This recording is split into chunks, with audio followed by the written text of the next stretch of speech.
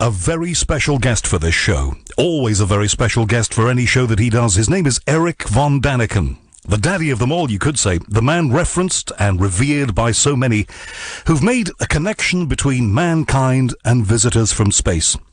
Now, I have with me tonight, here on the table, you can just hear me leafing through it, an original signed copy of Erich's book, Chariots of the Gods, published in 1969, this one, and given to me, peculiarly and bizarrely enough, just over a week ago, as a gift by a very special person who didn't know, and neither did I, that Erich was going to be on this show, so I find that a little bizarre. And now, on the back of the book, and the pages are turning very brown with age now as I leaf through it here.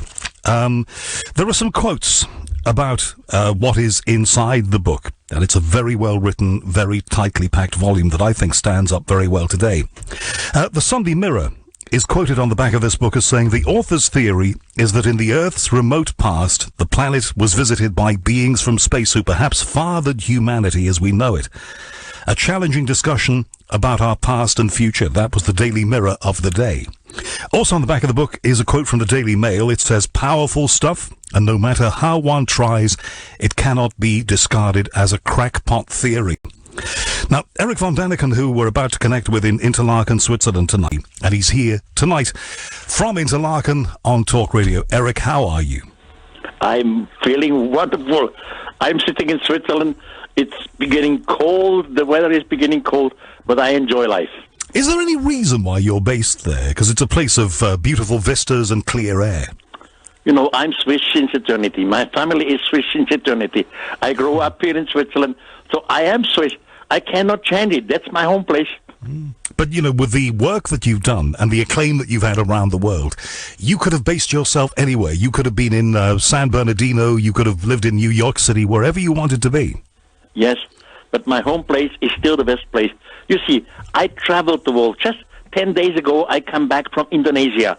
You know, Indonesia might be wonderful. They are ruined, but it's cold, it's hot, it's wet. So Switzerland is functioning. The politics is functioning. It's a safe country. I'm happy to be home. And it's always, as far as I've been aware of it, been a place of open minds. So you can have your say. You're allowed to have your say. And if you have a theory that's different from everybody else's, which when yours appeared in the very back end of the 60s, beginning of the 70s, that's in Switzerland, that's okay. Well, that's still today okay. At the moment we have some problems with refugees. We have some problems with Europe has problems with all kind of political things. But in Switzerland, you can discuss it. We are sitting on the bar. We shout against. The ones are in favor of it. The others are against it. It doesn't matter. Here we have an open mind. We can discuss whatever it is. The same thing happens in science. Now, in some cases, I'm attacking science, but science attacking back. And it's a wonderful fight. I love it. I want to get into that because it seems to me, and I might be wrong, that science is attacking you perhaps less than it did. But I might be wrong about that, and we'll talk about that a little later. Now, I read a couple of quotes from the back of this book, and literally, if you heard that little intro I did, Erich, I was given Chariots of the Gods by a good friend, a few days ago, about 7 or 10 days ago, a signed copy that you signed. No reason why you should remember doing this, because you've signed thousands, for my friend back in the 1970s. It goes back that far. But I read the quotes on the back of the book from the Daily Mirror and from the Daily Mail. Do those quotes, you think, stand up today? Definitely, still. You know, in the meantime, I'm 82 years old. I have become an old fellow. But I'm still stand behind the quotes. Chariots of the Gods was a mind-opener. And what critics never understand, in Chariots of the Gods I had about 238 question marks. Question marks means questions. Means not, it has to be the way. I say it. It's a possibility. Look at it this way. And that's still my position today. The books I like the most from people who appear on this show are books that start with a simple but exciting premise and then give you evidence for it. And it seemed to me, going back through this book today, as I did, that's exactly what you did. You start from that premise and you offer us plenty of evidence, which we'll talk about, as I say. It's for this day and age, and any day and age, it's a rock-solid formula. Well, thank you for the compliment. As I said before, I'm an old man. In the meantime, since Chariots of the God, I have published 38 other titles, and I have still come to the same conclusion. This planet Earth was visited by beings from outer space some thousands and thousands of years ago. Now, our ancestors at that time, they were Stone Age people. They could not understand what was going on, so they believed that these beings from outer space were some gods. Of course, we all know there are no gods, but our ancestors believed in the gods. And that was the starting point for so many religions.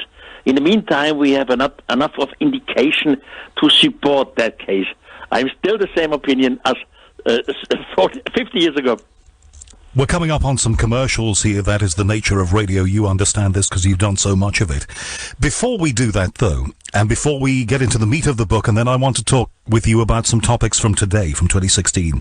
To people discovering you today, younger people, this generation, how do you describe yourself? Well, I am just a normal human being. I'm working and trying to find indications to prove a case that extraterrestrials were here. I am nothing special.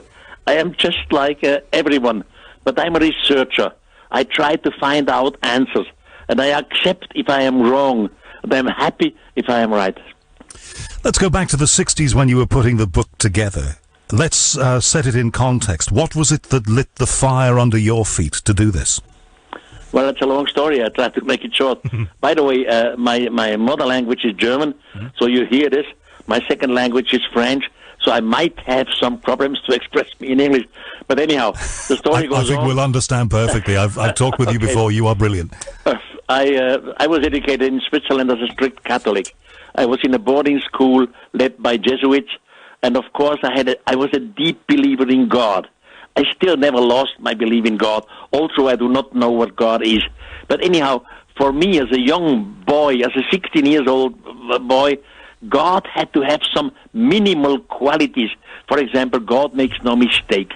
Or God would not use a vehicle in which to move from point A to point B. God is all over.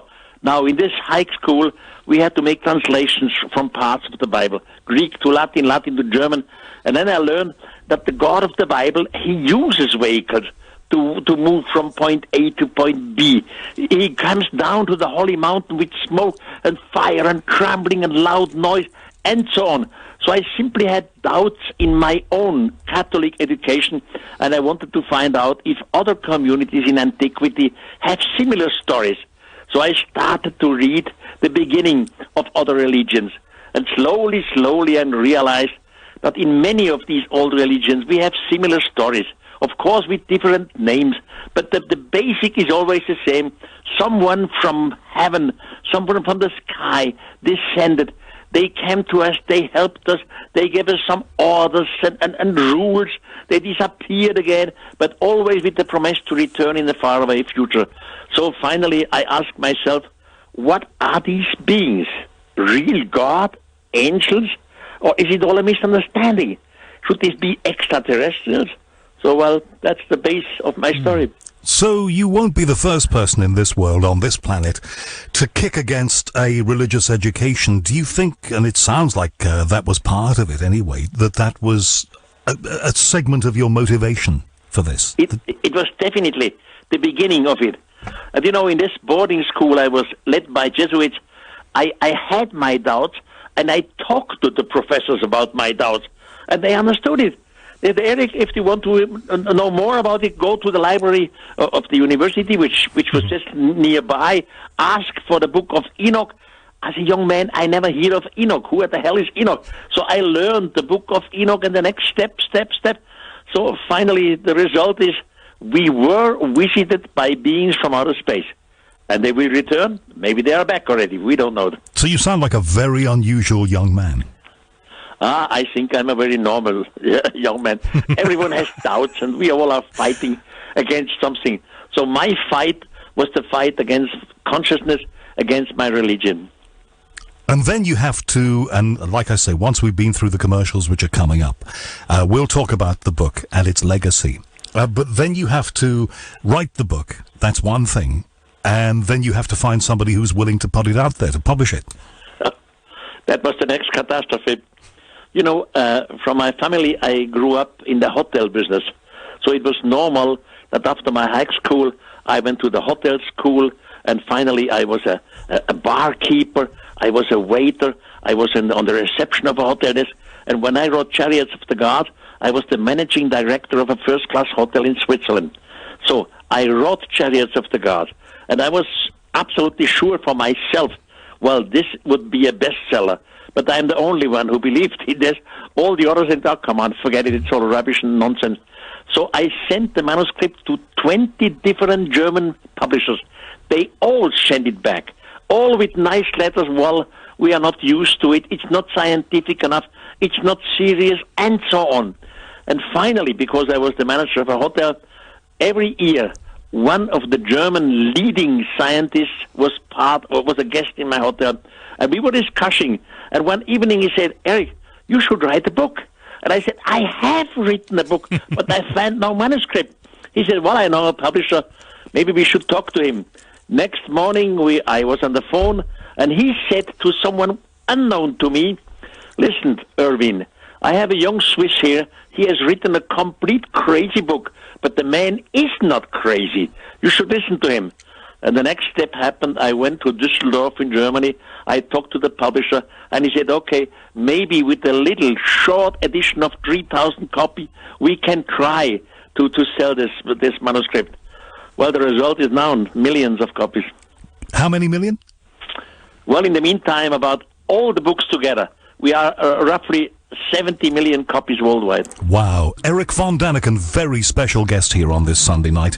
A man who's managed to sell 70 million books. That is a book and some for every single person who inhabits the British Isles. Think about that. That is remarkable, Erich. But you had an awful long way to go when you first got the book out there, a production run of 3,000. In the original book, which I have here, I've got a very early copy that you signed. The first sentence, you pose the question whether it is conceivable, is the word that you use, that we are alone in the cosmos in what was the 20th century. We're in the 21st now. How would you ask that question today? Well, in the meantime, we know that we are not alone in the universe. I mean, in the scientific community, we have some statistics. We know how many stars are out there. Now, some years ago, we all believed that the Earth has a special position in the universe. We said the Earth is not too close to the sun, it's not too hot, the Earth is not too far away from the sun, it's not too cold. In the meantime, because of our astronomical knowledge, we know that the Earth is one of the billion of planets out there which are similar to us. Of course, there can be complete different planets out there, like in our solar system, Jupiter, which is too hot, or faraway planets like Pluto. But Earth-like planets, they do exist out there. This is normally accepted by the scientific community in the meantime. So we would probably not be alone. Now, we have indications in the old holy texts, in the mythologies. You see, some thousands of years, our forefathers were Stone Age people. Now they were afraid of the lightning. They were afraid of the thundering. They were afraid of the nature. They were afraid of an earthquake. Maybe they did not understand how the moon sometimes was on the sky and then the moon disappeared again. So they could not understand natural science. So natural religion was the beginning of all the religion on the earthlings. But then someone came down and give information. Where is the difference?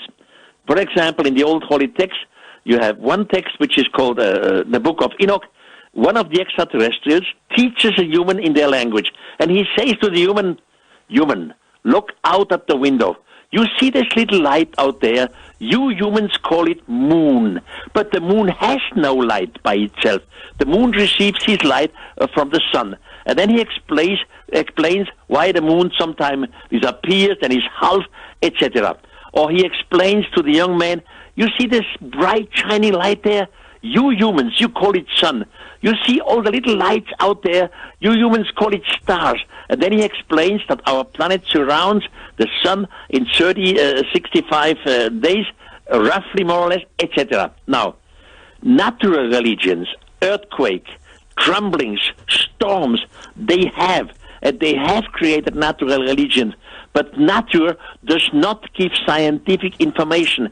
Nature does not tell somebody the phases of the moon, the light of the moon, or the stars. So information was given to the earthlings at that time. And I mean scientific information. And that's the difference between natural religion. Do you think that the world was ready for what you had to say, because we were entering a phase that is continuing to this day, where we are starting to realize what you said when we were speaking just 2 minutes ago, that we are far smaller a part of this universe, this cosmos, than we believed we were? We used to believe we were the center of all things, and we've been learning over these years that we're not. In the meantime, we understand that we cannot be the center of the universe. You know, we humans, roughly, generally, there are two sorts of humans on this planet. One sort is religious. It doesn't matter what kind of religion. The other sort is scientific. Now, the religious people, they have been educated. They say, God made everything. God made the universe, made the planets, the plants, the trees. But as crown of creation, God created us. The scientific community believes everything is evolution. You know, mutation, evolution, but we are on the top of evolution.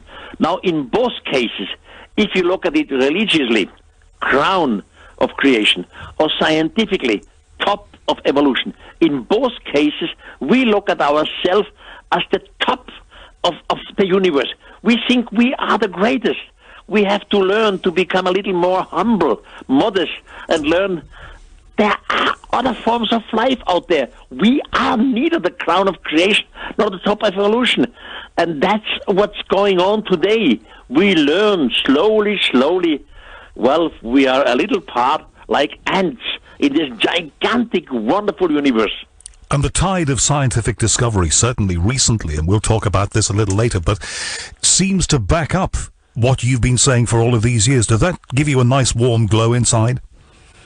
Well, somehow, yes. You know, I have the chance to travel worldwide, and I have many speeches worldwide, and I'm always happy to hear when I sign some books that some people say to me, Erich, somehow your book Chariots of the Gods changed my mind, or changed the way of thinking, or you were a mind opener.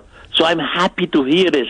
And of course, I know the critics, and I absolutely understand the critics, and I'm not against the critics. I love the discussions with the critics. But finally, slowly, I think we have a change in what we call in German language the Zeitgeist, the spirit of time. Slowly, we see it differently than what we saw it 50 years ago. And I feel, well, the acceptance of the Chariots of the Gods is becoming more open now than it was 50 years ago. I certainly recall, and this is just taking us off slightly into a little tangent here, but going on holiday with my parents in the 70s and even the beginning of the 80s, we would go to guest houses and hotels, and you would always find a copy of your book, which I have to say as a boy I didn't read then. I should have, but it would always be in the bookshelf, in the bookcase, wherever we went. So you had that kind of coverage. You had open ears, open minds for your theories. As you said, not everybody agreed with you, and some people vehemently disagreed with you, but you had more of a gateway than anybody before you, it seems. Well, I'm happy to hear this. You know, in the meantime, there are many international TV stations who have some TV series in which they are pro or against this Erich von Daniken idea, this visit from outer space. And more I see traveling worldwide, I am accepted. You know, just 2 weeks ago, I was in Morocco, okay, somewhere in North Africa. And in the elevator, when I checked out, there was an Arabic family. A man, he looked very severe with his two boys and his wife. And they looked at me. I went to the reception desk. I checked out. And then the man went to the reception desk too. And I just understand he asked who I was. He joined me before I went to the taxi and said, "Are you Erich von Daniken?" I said, "Yes." And I asked this Arabic man, "How do you know me?" Because my books do not exist in the Arabic world. None of them. And he says, "Well, just because of the television. I saw the, Ancient Alien and some History Channel." So it's slowly growing, and I'm not unhappy. I'm thankful about it. One of the lovely things about the book is it is a series of questions that you pose. You talk about some ancient maps found by a Turkish Navy officer that proved in an era when they couldn't have been drafted that way to be highly accurate, even including detail that we know today about North and South America and the Antarctic. And you ask, one of many questions, how could that be? Yeah, how could that be? We are talking about the map of the Turkish admiral. His name was Erich. And he made this map 400 years ago, and he himself wrote that this map is a composition of different other maps, which he made out of different maps, which he found in Alexandria, in the Library of Alexandria. Now, anyhow, on this map, you see on the lower part, you see definitely the Antarctic island. You see the coastlines of the Antarctic. You see different islands, and compared with today's knowledge, they are all in a correct position. Now, Antarctic, some hundreds of years ago, was always covered with ice and snow. How could someone have mapped the Antarctic? We have no answer. But the result is this fact does exist. The map of Erich does exist. There is a scientific literature about it. So it's an open question. What do we do against it? Nothing. One of the many questions you ask is this one as well. What can have induced the Incas to create the Nazca lines, and what about the 800-foot-high stone signs near Lima? Well, there's so many wonderful mysteries. Nazca is a desert about 500 kilometers south of Lima in Peru. I was in Nazca many, many times. I flew over Nazca already at the end of 1950, 1960, and so on. In the meantime, Nazca has, of course, a lot of scientific literature. And now when you stand on the desert of Nazca, first you see nothing. It's just little stones, brown stones, rusty stones. Soon as you scrape them away with your foot, there comes a lighter, bright, shining surface on the ground. Then you fly a little higher over Nazca, maybe about 1 kilometer. And then you see these bright, shining lines form figures of apes, birds, all kinds of animals, flowers, etc. Then you fly higher again, maybe about 1 or 2 kilometers high over the Nazca area. Then you see in the middle of these figures gigantic lines. The lines start abruptly, they end abruptly. Seen from the earth, seen from the high, they look like an airport, like airstrips. By the way, I never said it was an airstrip of the extraterrestrial. I never said it was the landing place, but I said it looks like, it gives you the impression from the air. And that's what it still is today. Now, about Nazca, we have wonderful scientific theories about wonderful ideas, what it could have been. But none of these theories has been completely proven. We are never sure. Either not my own idea. I suggested some thousands of years ago there was a mother spaceship in orbit. Now this mother spaceship was traveling maybe since hundreds of years. They needed some kind of nourishment, raw material, energy of any kind. Now they observed from the orbit, they observed our planet Earth. They saw in Nazca a desert, and they measured that under the Nazca desert there are some raw materials. This, by the way, is still the case today. Now, they sent simply an automatic probe down there.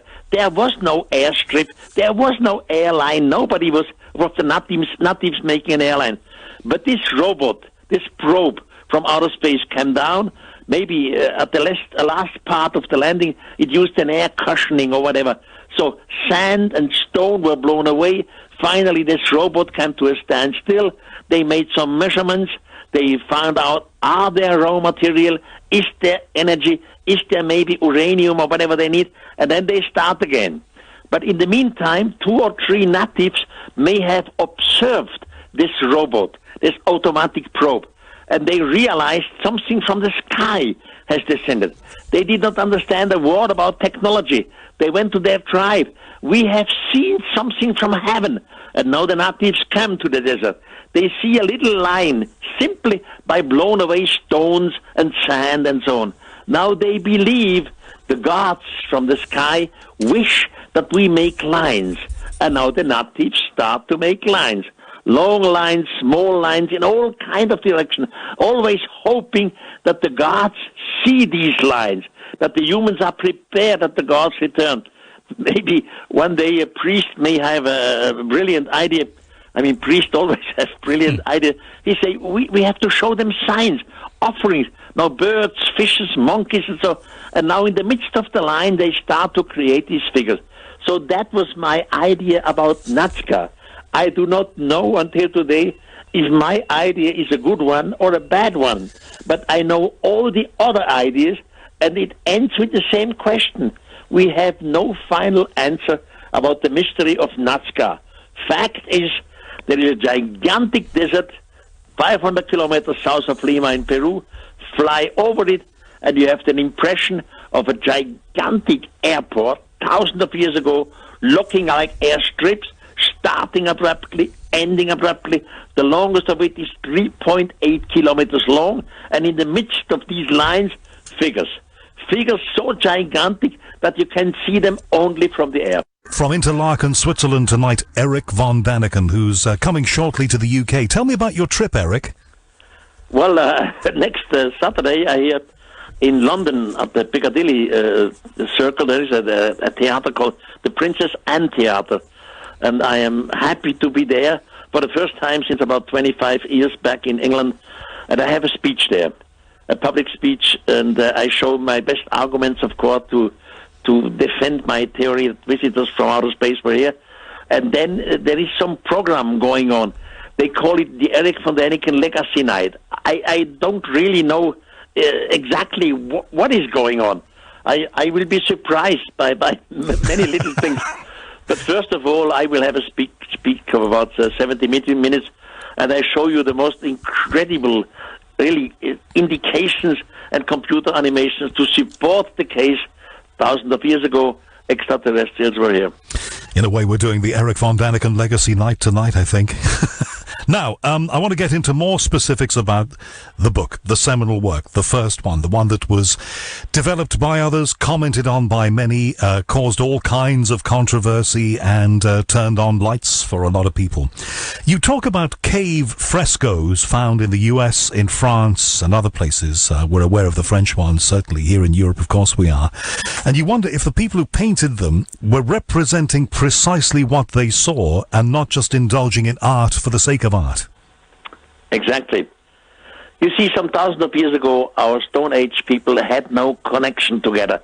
There were no tourist flights. There were no ships between Africa, Australia, between South America, Europe, and so on. Now, worldwide, in all these cave paintings, you find similarities. You find the so-called gods with helmets around their heads, sometimes with rays coming out of their heads. So I ask myself, why did our Stone Age people worldwide have the same imagination? And one of the things you do in the book is you have a photograph of an Apollo astronaut from the era of Apollo, which was the 60s and 70s, and next to it you have a cave painting. Yes. You see, in the Sahara Desert, today's Tunisia, Tassili, there some gigantic cave paintings were found, and they really look like today's astronauts, like someone in an astronaut suit. And I simply made a comparison with today's astronauts. And I asked the question, what did the Stone Age man saw? Something like our astronauts? Of course, extraterrestrials, they would not look exactly like we. They might be similarities.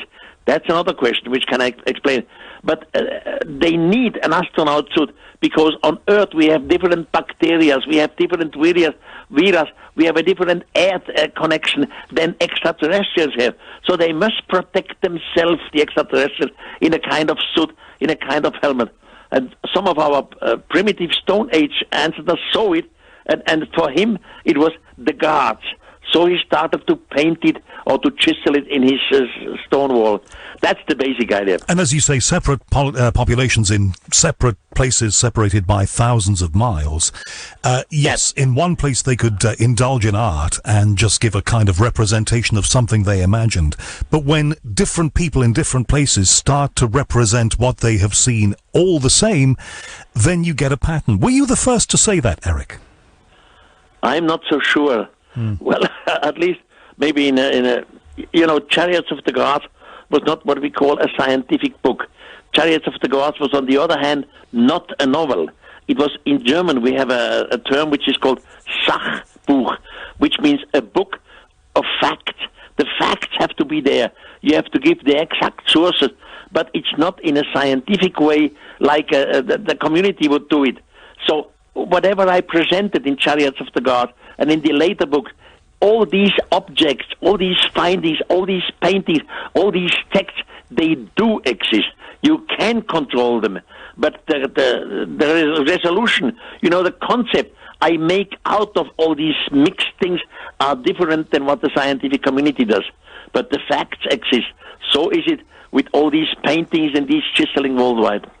It was wonderful for me to revisit the book today, and especially to have an original copy, which I think is probably from the first or second run of paperback prints of the book. Well, in the meantime, it must be expensive, I hope. Well, I think it's probably increased in value, so it was a great gift to be given. But it's got an inscription by you in German and your signature on the front page. We actually put a photograph on our Twitter here at Talk Radio of this. If you want to look at that, that's where you'll find it. But you're right. You're saying here in the book that there are commonalities between things that are found in places as disparate and separate as the United States, in France, in Norway, Sweden, Uzbekistan, similar looking things in widely different places. That's true. And not only in Uzbekistan or in France or in Germany, it's continuing in Australia. I mean, this is a continent far away from all the other continents, or in South America, and you always have the same impression. These Stone Age people, they saw something, they had something in common, and they tried to represent it in their Stone Age painting, later in chiseling. So that's just a psychological moment where we have to ask, what is the reason for all this? And I see where they saw something. Now, in the meantime, of course, I know of many mythologies. I know the legends of these old people. I mean, there's not only the Old Testament, our Bible. There are in old India texts, which are thousands of years ago. There are texts all over the world, and in the meantime, I'm a specialist of that. Then I find not only cave paintings, I found in the old mythologies the same story. They all speak about the gods descending from the sky, descending with smoke, fire, loud noise, trembling. They all were afraid. They all learned from the gods. Some of the humans were taken away, even up there to their spaceships. Of course, the human never used the word spaceship because they had no word spaceship. They say, I was taken up to heaven or to sky. They learn the language, some of them. They are taught by these extraterrestrials. So all these texts, like the cave paintings, are worldwide in many mythologies. That's why I say, hey, scientists, please look at it in a new way.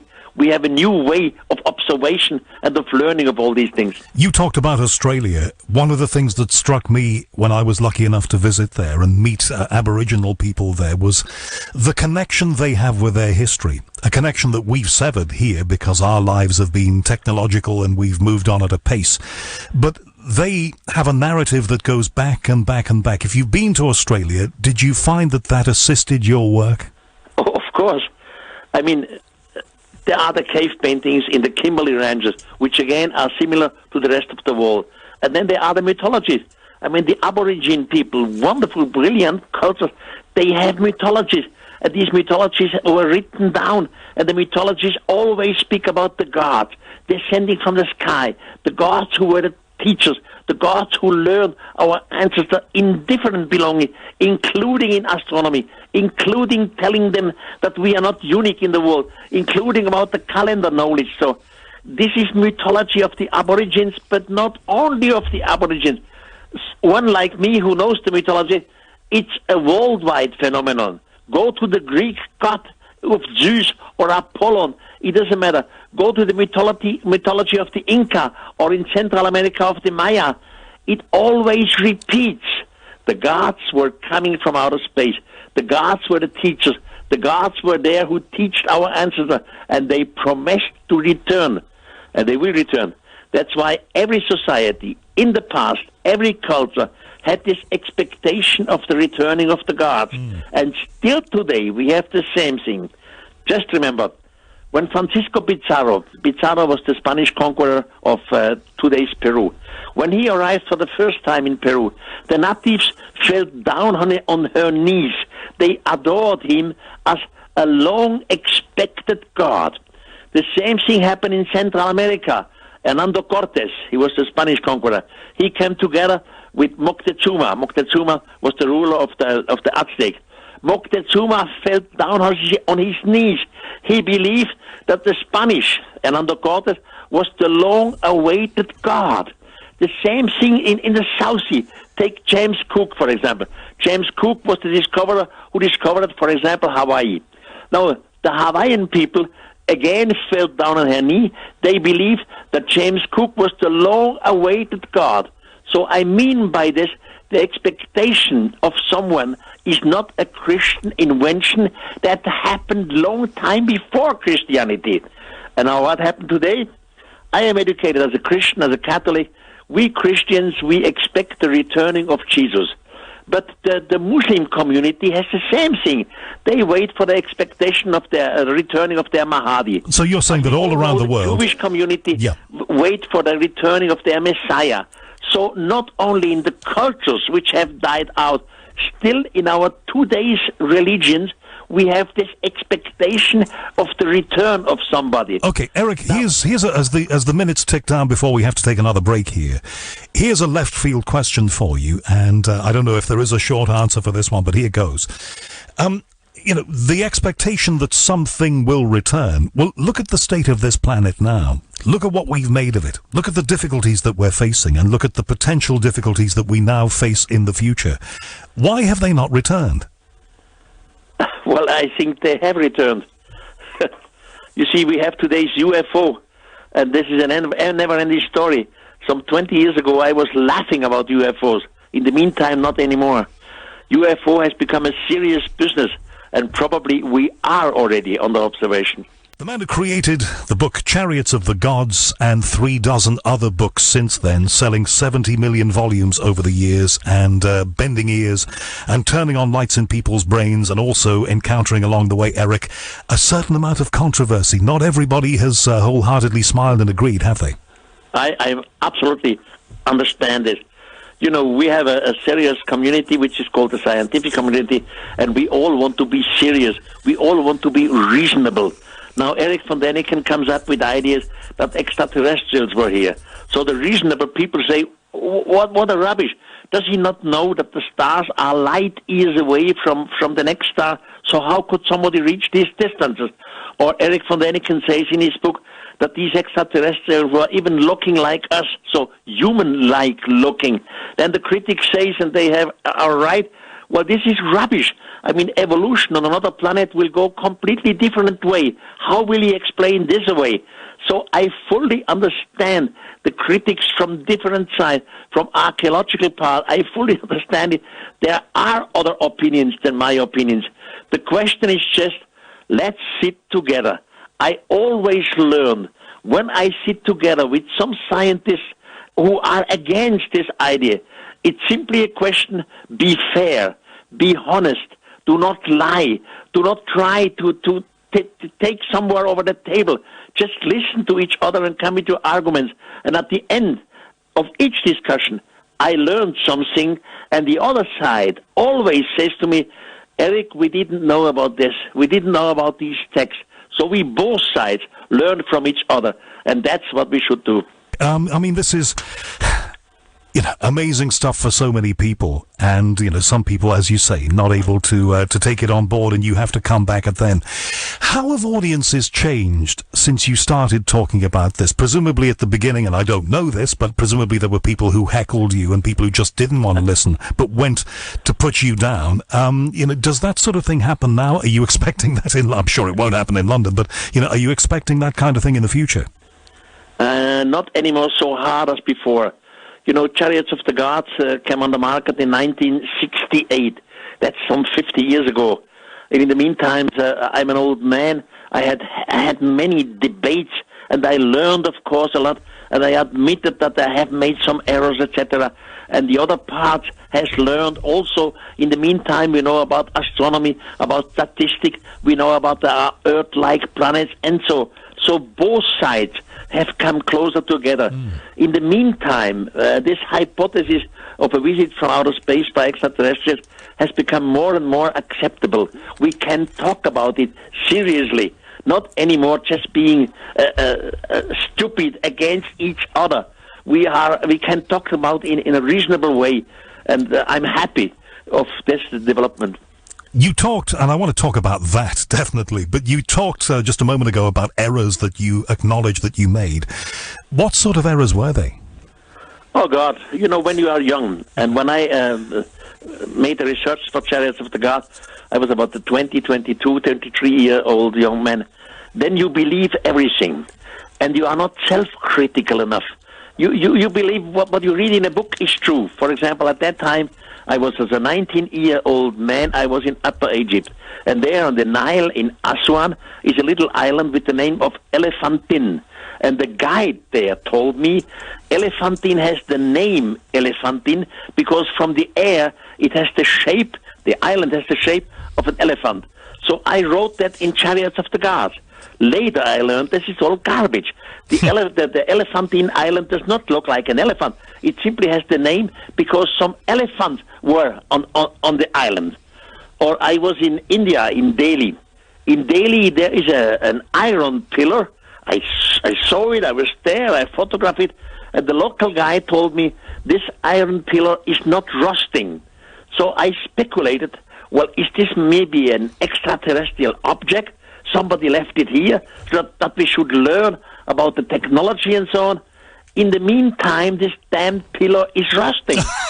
So, what can I do? But, you know, so there are many of these little things where I was wrong. Of course you learn. You try to make it better. You try not to repeat similar errors in the future books. And I think every later book after Chariots of the God has become more and more acceptable. What about ancient Egypt? We know so much more as far as they will allow us to explore the pyramids. We do know so much more about that now. How does your original work look in the context of what we've learned more recently? In the meantime, rather to my favor. You see, according to Egyptology, the Great Pyramid was constructed about 2,500 BC by a pharaoh with the name of Cheops. I doubted this in Chariots of the Gods. I had some reason why to do it. Now, in the meantime, we know about old Egyptian historians, which we did not know 50 years ago, because these texts simply appeared now or later. And these old Egyptian historians say that the Great Pyramid was constructed before the Great Flood. They even say by a king with the name of Saurit. And they say Saurit is the same figure which the Hebrew community calls Enoch. Now, Enoch, again, is one of these figures who was in contact with extraterrestrials. And in the meantime, in the Great Pyramid, many new shafts and rooms have been discovered just by electromagnetical meaning. You cannot climb in there. But in the meantime, we know about shafts inside the pyramids which guide to rooms, and under the pyramid, they discovered a lake with clear water, and in the water there was a sarcophagus.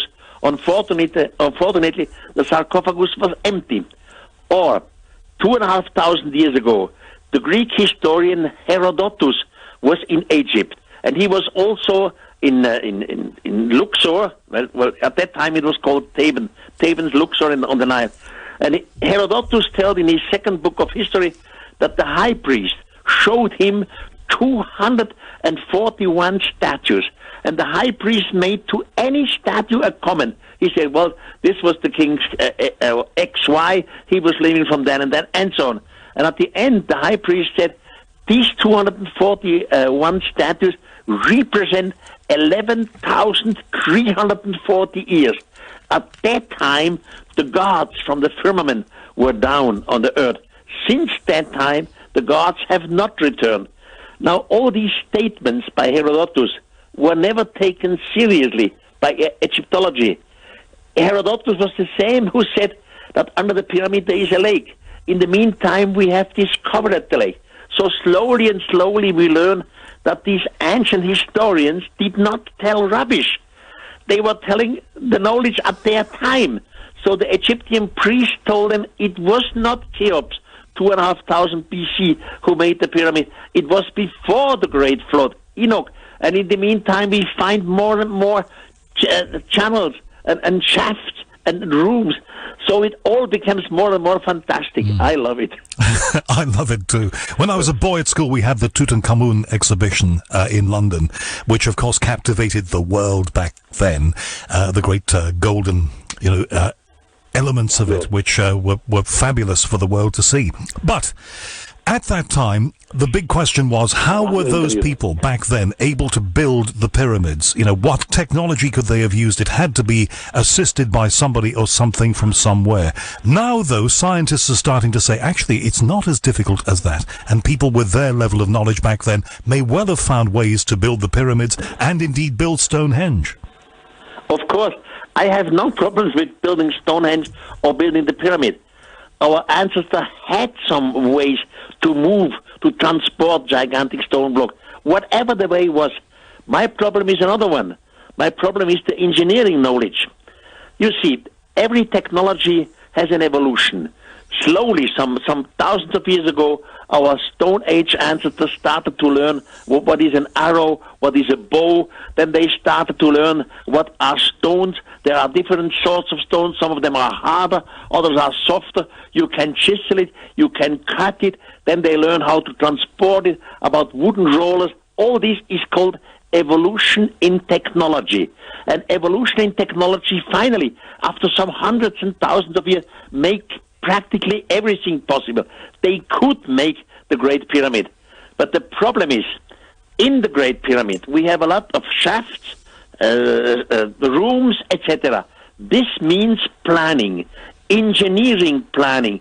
Engineering planning means design. And you have to do the design and the planning before you start with the construction of the building. Because later you cannot chisel out these rooms and shafts anymore. You have to do it in the planning. The planning does not fit in the evolution of technology. So it seems to me the humans did the dirty work. The humans transported the stones, of course. But someone did the planning and told them how to do it and why to do it, for what reason. By the way, the why is still an open question for the future. Could it just be that they had... Planning does not fit into the knowledge to Cheops. I understand what you're saying, but could it not just be that at that time they had particularly intelligent, advanced thinking people who understood perhaps rules of geometry? We know this. Things that we did not comprehend or didn't come to comprehend until later. What I'm trying to say really is perhaps they knew more than we give them credit for. Well, I exclude nothing. Why not? But it is not fit to the time. You see, Cheops' father's name was Snorfu. Snorfu simply came out of Stone Age. Snorfu's father was a Stone Age man. The planning does not fit into the fact of the Great Pyramid. Something is wrong. You see, the same thing we have, for example, in French Brittany. There we have gigantic stone blocks, thousands of it. They are all in certain lines. Now, we always looked for an answer. Why did our Stone Age people put thousands and thousands of stone in certain lines? We asked, was it the calendar? Has it to do with the date? What has it to do? Now, in the meantime, we found out all these stone blocks are not just there by coincidence. They all make Pythagorean triangles. Always the same distance, always the same angle. Now, Pythagoras was living about 400 BC, but these stones from French Brittany are 5,000 years before. So why at the hell did Stone Age people transport thousands of stones and made some Pythagorean triangles with the same angle, the same line? So we don't understand it. And that truly is Erich von Daniken. Erich, can you stay with us just a little longer? What I want to do is something now that we've covered the ground in the first book and your theories that have gone around the world. I want to talk with you about things that are happening now in 2016 because it's a very exciting era. You've been hearing Erich von Daniken, the man who wrote Chariots of the Gods and many other books. He's due in London very soon to give a talk here and also meet up, I think, Erich, with some of your many fans. I want to talk with you in this final segment or so about things that are happening now, about stuff that has started to appear in our news this year. I don't know what you think about this, but it seems to me that in terms of space news and the possibility that we may indeed not be alone, we've had more of that this year than at any time in my lifetime. What do you think? Well, between Mars and Jupiter, there is a gigantic leap, and there we have the asteroid belt. The asteroid belt is composed of 100,000 of stone blocks. Some of them are small, like a football. Others of them are very big. The largest of the asteroids is called Ceres. Ceres has a diameter of around 930 kilometers, so it's quite a big piece of stone. We compare it to a moon. Now, since 3 years, NASA has sent a probe. The probe's name is down to Ceres. And they have delivered pictures to the Earth. And now in some of the pictures, you see a mountain which does not fit into the region, and the mountain has some scraps on it, white scraps. And then you see on the ground, you see definitely a rectangular place. Now rectangular, which is not made by nature. So we have new questions. What is going, or what was going on Ceres some thousands of years ago? I always suggested some thousands of years ago the extraterrestrials were here. They came here with the generation spaceship. That means they were hundreds of years under the way. After hundreds of years of traveling, they need some form of energy. Whatever the energy is, raw material. Now the energy you do not take from the Earth, because here humans are living.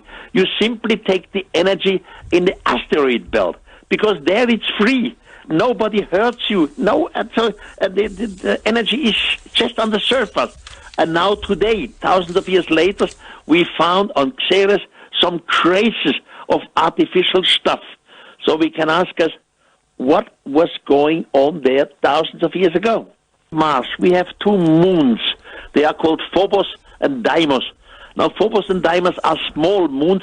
They look like some sort of potatoes. And there are many craters on Phobos and Deimos. Now, the problem is both moons surround the Mars, their planet, faster than the Mars under them turns itself. And both moons are nearly over the equator of Mars. So it seems this is not natural. Some astronomers, especially the Russian astronomer Shklovsky, suggested that these moons must be hollow. Now, we will find out in our time what is going on. So today, astronomy brings material to the surface which only today we can understand, and all of a sudden we say it could have to do with an extraterrestrial visit some thousands of years ago. When you look at the photographs that we've been lucky enough to see over the last year from Mars, from the Martian surface, there are people who say, look, we can see signs of regular geometry. I mean, there are some crazy people who say, oh, look, is that a lizard, or, you know, is that a person standing on that rock? Leave that aside. But when you look at what you see on the surface of Mars, and sometimes if you look hard enough, it can give you a headache. But do you see something that may be the remnants of something else that was there before when you look? Yes, you can see some objects on Mars which are rectangular, others look like a pyramid, but finally you are never sure. Is it artificially or is it just natural? I mean, on Earth we have natural rocks who look artificially. So the final probe is we need clearer photos, or somebody else has to go there. But we have reasons to ask questions. The same thing, by the way, on the moon. On the moon has in the meantime been photographed perfectly. And if you observe the photographs very closely, you see some strange things look like obelisk, look like rectangular shapes. And you still can ask the same question on our moon as we can ask them on the Mars. But the answer must be, well, closer. So why? Go closer with better photographs, and then we will find out. What do you think about the ideas that have been in the news over the last fortnight or so about going to Mars, which we're actively talking about, and terraforming it, turning it into a landscape, turning it into an environment like ours by planting things there, by putting an artificial atmosphere in there, doing all sorts of things to make it more like here?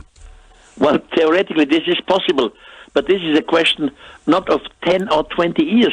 I mean, we could make terraforming But then it takes, I don't know how many hundreds of years until we create an atmosphere, until we create another temperature of Mars.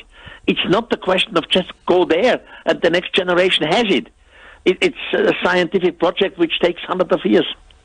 So it's not something we're going to see in our lifetime, as you rightly say. Definitely not now. The NASA scientists and the ESA scientists who've been so proud of all the discoveries that have been made recently, do you think that they're missing anything? Are there any clues that they should be seeking that they haven't picked up on, maybe? No, not to my knowledge. The scientists I know and what I read in the scientific literature, all these astrophysics and astronomers are very serious people. They are reasonable people. They don't want to speculate because they don't want to lose their credibility. Now, in personal discussion, of course, we speculate about could that be and that be, but this is not the serious discussion in public. I don't think that they hide something before us. They simply want to be reasonable, and that's what science should be.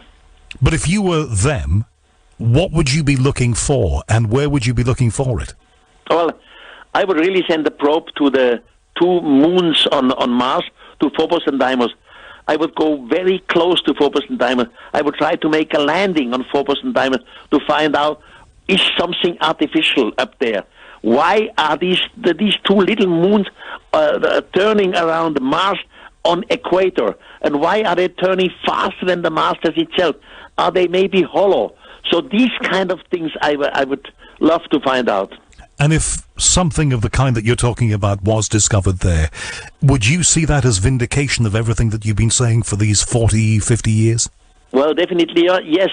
But the question then still is our society ripe to accept these things? You see, I used the word spirit of time. In German, Zeitgeist. The community has to be ready to accept something like this. If the community is not ready to accept something, it means unreasonable. So the society has to be prepared slowly for this excavation, for this indication, for this knowledge, and then it will be accepted and it will change our meaning, definitely. Well, these are very turbulent, takes its time. Very, very turbulent times, though, on planet Earth, Erich. Do you think that we are ready for this? Not yet. Well, a big part of it is. But on the other part, you see, we have big religions on this planet. We have our Christian religion, and we have our Muslim religion, and many other religions. And the religions, generally, they are not ready to accept this. They are not ready that extraterrestrials exist. They are not ready to believe that the human race is not the unique thing in the universe. So this time of preparation has not arrived yet. It all is a slow process. Will there ever be a right time then? Well, I hope 20 years from now, because slowly these extraterrestrials, what I believe and I have indications for it, they return. And they are objects which we call UFOs. And again, UFOs in the scientific term is not reasonable. But UFOs more and more become reasonable because we have too many photographs, too many indications which we cannot deny anymore. So slowly we ask ourselves, what is going on here? Are we really not alone? Is somebody observing it? Is somebody maybe one day showing up in a football stadium or whatever, where the mass see it? And this will happen, I guess, in the next 20 years. But the extraterrestrials know exactly how we react. They know our brain because humans are made by them. So, talking in biblical times, God or the gods created human according to their own image. They know how we function, so they do not want to shock us. They don't want to destroy us. They want to prepare us for this connection slowly. And this process is going on. UFOs, though, and ufology is a very grey area, isn't it? There is probably, I'm going to stick my neck out here, but probably more fakery over the years than there's been genuine stuff. But if you want a personal view from me, I think some of it is genuine. The problem is, of course, always, and you may agree with this, you may not, Erich, being able to work out what is the fakery and what is not. Yeah, I fully agree with what you said. There are so many fakeries, which is terrible to understand and to make a frontier between it. But some of these I myself, I saw just recently a UFO film which was made by a pilot, a fighter pilot of the U.S. Air Force. And now this camera in the pilot, in the aircraft is fixed. The pilot cannot move the camera. And all around the screen, you see the data which change every tenth of a second.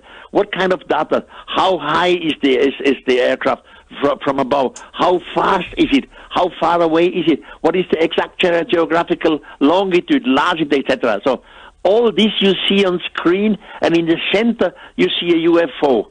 And this goes on for about 4 minutes. And I see this with all the data changing every tenth of a second, and I know you cannot falsificate these things. And the pilot who sent me this said, Erich, I want that these things come to the public. I don't give a damn in the meantime if I have to go in jail. I want that this comes to the public. So something is going on, and only a few people know about it. Right, which brings me to this point. If only a few people know about it, there is a huge movement, and it's supposed to be gathering great speed and momentum this year, fronted by people like Steve Bassett, who you may be aware of, but also others in the United States. This movement is called Disclosure. They want governments around the world, but particularly the US government, to come out and disclose to the people what they know, the stuff they've been hiding for all of these years, what is at Area 51 and all of those kinds of things. What do you make of the disclosure movement? Well, I'm very happy that this movement exists, and I hope they are successful. And some of the scientists and some of the politics, the high politics, in the meantime admitted that UFOs do exist. In the meantime admitted that we are observed again. But that's still not something which goes to the big press. You know, I always use the same word. The big press, the journalists and the scientists, they want to be reasonable. And UFOs are still in our community unreasonable. So it's all carefully how it goes up to the public, step by step, and very, very soft. But some of the high politicians, some of the high scientists in the meantime agree. They say it in public. Yes, these UFOs do exist. All true, we have a lot of fakes. We have a lot of false things. But some of them are real. They do exist, and we should be prepared for it. Is it frustrating for you, Erich von Daniken, that you haven't seen and you haven't been visited?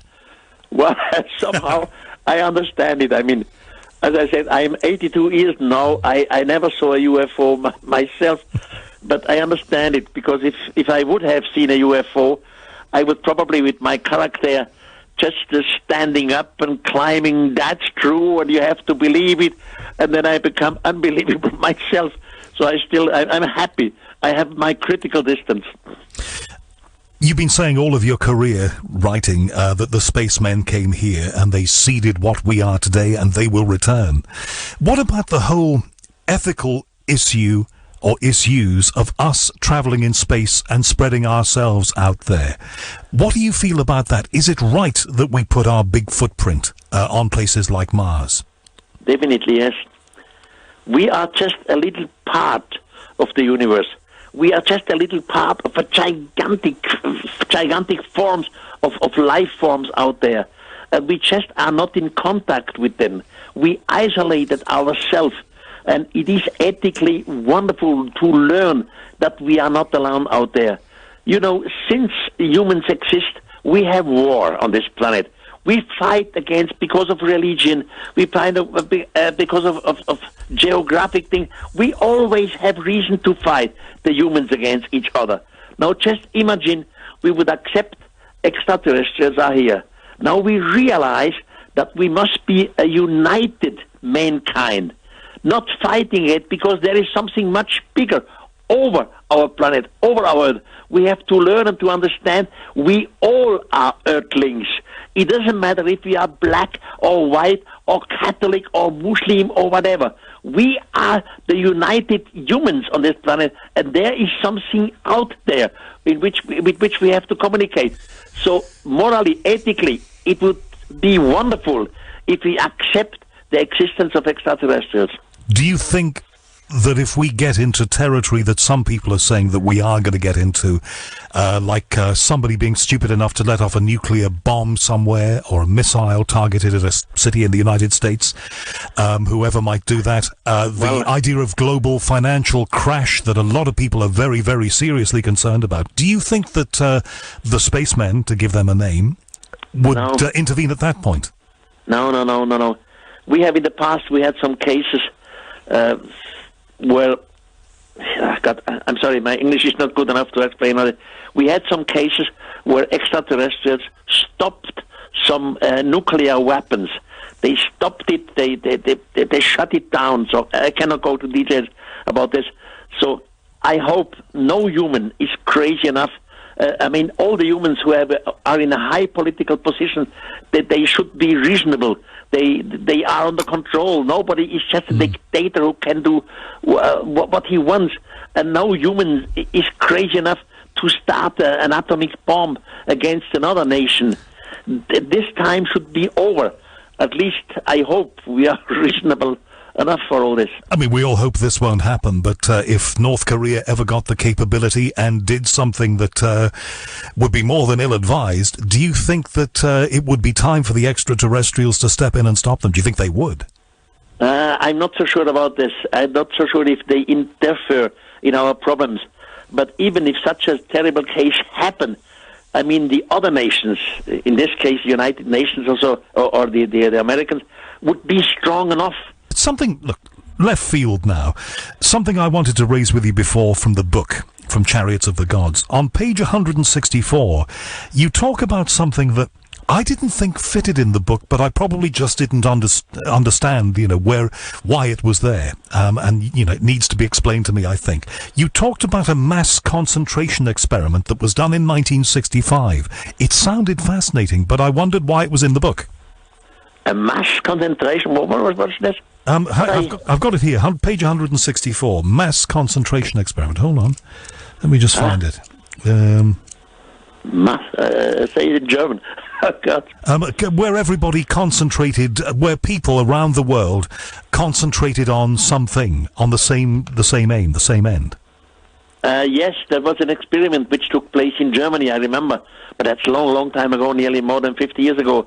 And they concentrated with their brain of some point, and it worked. But I don't remember the details anymore. Okay, well, it doesn't really matter, because the point I'm coming to is that if we were created by a superior civilization, perhaps they gave us abilities that we are mostly not aware of and mostly don't use.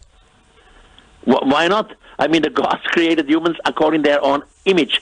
So we have a gigantic brain, and we probably don't use this gigantic brain. And there is much more in us than what we think. Now, a brain like mine thinks to learn and to know a lot about extraterrestrials. A brain like other is sure to learn and to know a lot about astrophysics, about astronomy, about whatever. And so if we get these brains together, we are a mass, and this is a mass, a gigantic computer, and we will have a gigantic knowledge.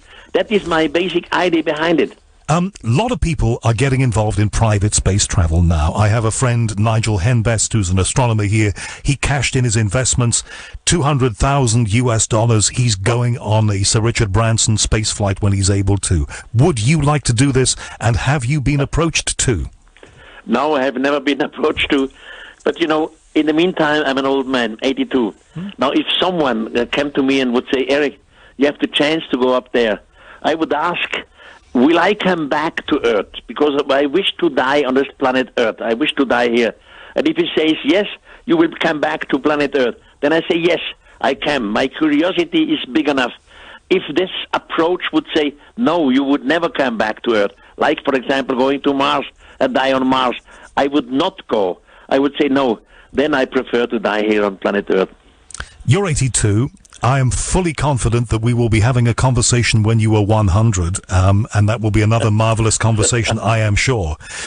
But when that point, and we all have that point where we shuffle off this mortal coil, who is going to continue your work? Well, we have a big organization which is the Ancient Astronaut Society in Germany and worldwide. and there are thousands of members, and at least a quarter of it are scientifics. And there are many people, many other brilliant authors around the world, including in England. I have good friends, authors who write about the same subject, brilliant people. So when I die, it doesn't matter. The idea continues, and that makes me happy. Makes me happy too. And finally, as a great man once said, through your career and through your writing for 50 years or thereabouts, there have been people, whether they've been scientists, whether they've been academics, whatever, who have accused Erich von Daniken of pseudoscience.